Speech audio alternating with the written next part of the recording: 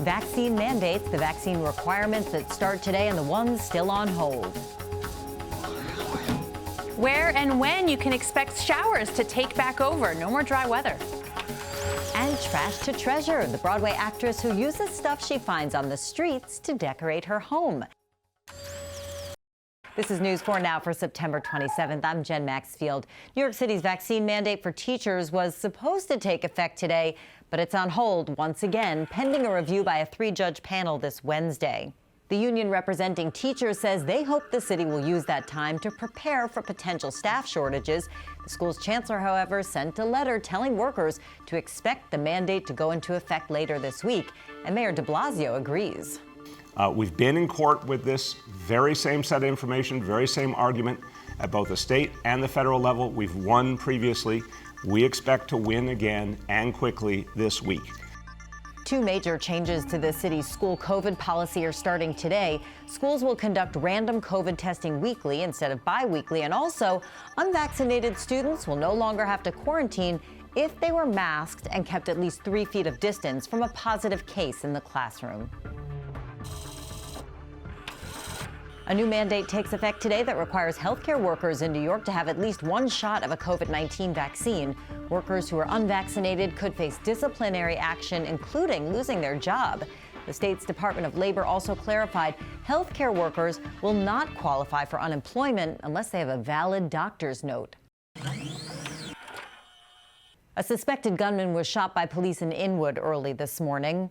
Police say it all started when officers approached a group of people arguing on 10th Avenue near West 211th Street. We're told someone in the crowd started shooting. Police fired back and wounded the suspected gunman. He's now in the hospital undergoing surgery. 4 other men were hurt. Their injuries are not considered life-threatening. The search continues for Brian Laundrie, the fiancé of Gabby Petito. Over the weekend, the FBI searched the Laundrie family home in Northport, Florida. The family's attorney says agents wanted some personal items from Laundrie in order to do a DNA match. It's not clear what agents are trying to match. The attorney says Laundrie's parents provided what they could, but did not say what items they gave agents. He is still the only person of interest in the case. And on Long Island, it was a tearful goodbye for Gabby Petito.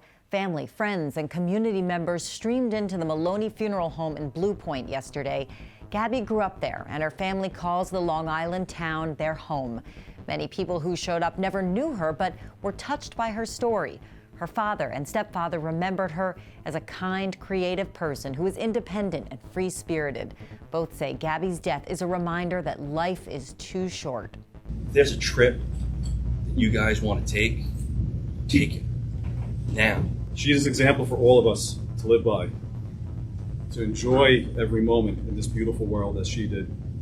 The family is asking for people not to send flowers and gifts and instead make donations to a foundation that will be set up in Gabby's honor. Actor Michael K. Williams is being remembered with a special mural that's now on display in Fort Greene.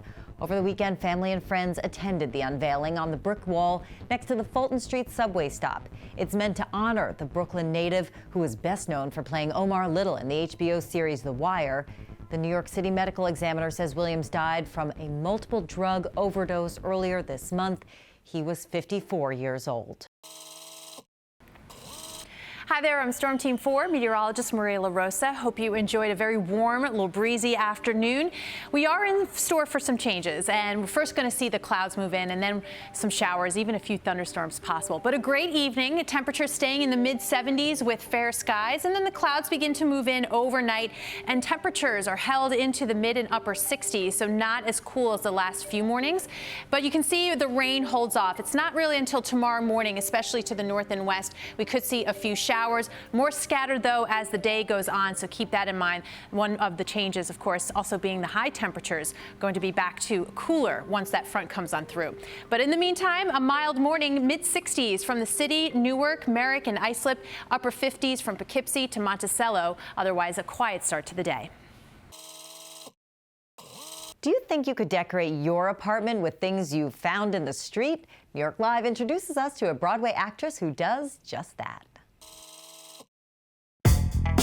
Today I'm meeting up with a Broadway actress who is bringing a whole new meaning to turning trash into treasure. Ooh, these bowls are really pretty. Those are my initials, but I'm not taking them. Bronwyn, thank you for having us in your stunning apartment that I know is all trash to treasure, and we'll get into all of that. But first, tell me how you got into all of this. I've always liked to grab furniture or home decor items I find on the street. And during the pandemic, I just started finding more than I could keep. So I started selling it on Facebook Marketplace, started an Instagram, and got a storage unit, and it just grew and grew until, you know, now it's this whole who knows what. I'm trying to stay focused, but I see things. So let's rewind a little bit. You were on Disney's Frozen on Broadway before the pandemic hit.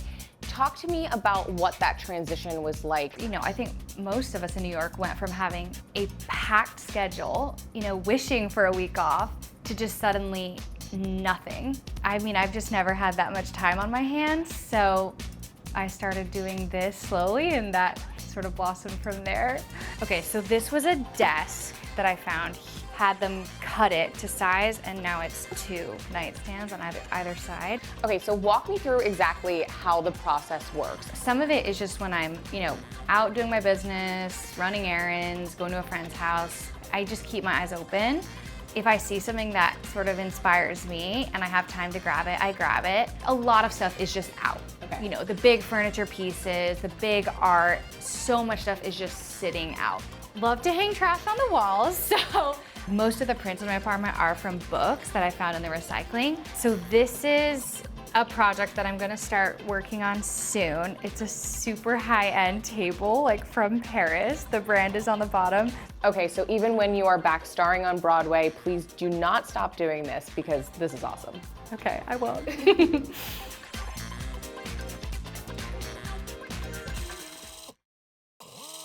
Now to New Jersey and a birthday party that looked more like the Oscars, with the guest of honor walking the red carpet in his top hat and black tie. The event was very exclusive, but News 4's Checky Beckford managed to get on the guest list.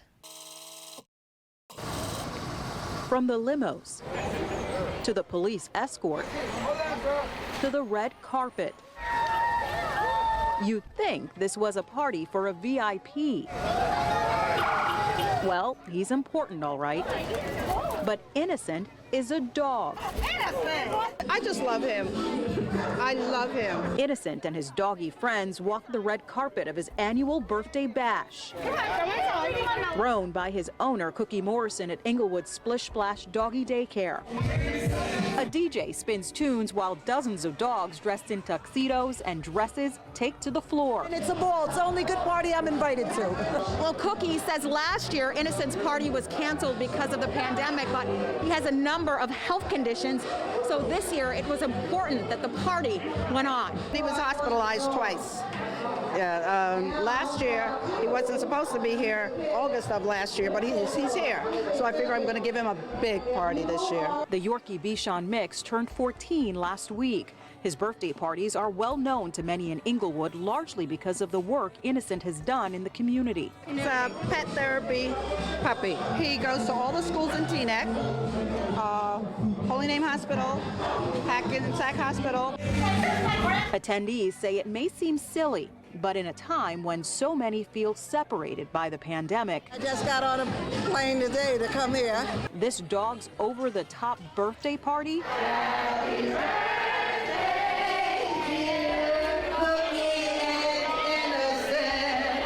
has brought so many of them together.